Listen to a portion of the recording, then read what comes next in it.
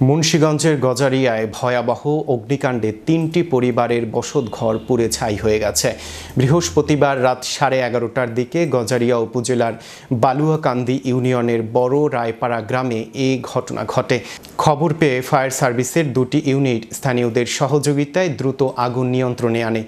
তার আগেই দাদুন ব্যাপারী, তার ছেলে কামাল ব্যাপারী ও ভাতিজা মাসুম ব্যাপারীর 3টি বসতঘর সম্পূর্ণ পুড়ে যায়।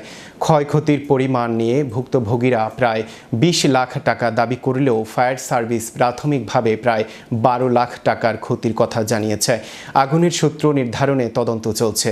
এই ঘটনায় বাংলাদেশ মানবাধিকার কমিশন মুন্সিগঞ্জ জেলার সাধারণ সম্পাদক SM নাসির উদ্দিন গভীর উদ্বেগ প্রকাশ করেন এবং ক্ষতিগ্রস্ত পরিবারগুলোকে মানবিক সহায়তা ও পুনর্বাসনে স্থানীয় প্রশাসন সহ সংশ্লিষ্ট সকলকে দ্রুত কার্যকর পদক্ষেপ নেয়ার আহ্বান জানান।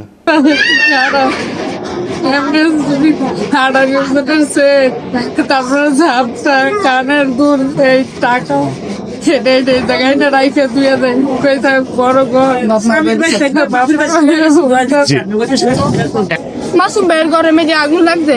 পরে আমার হেরা সবাই এনেছে, পরে আশেপাশের মানুষ সবাই আগুন, তারপরে এখন ঘর পুরো জ্বলে গেছে।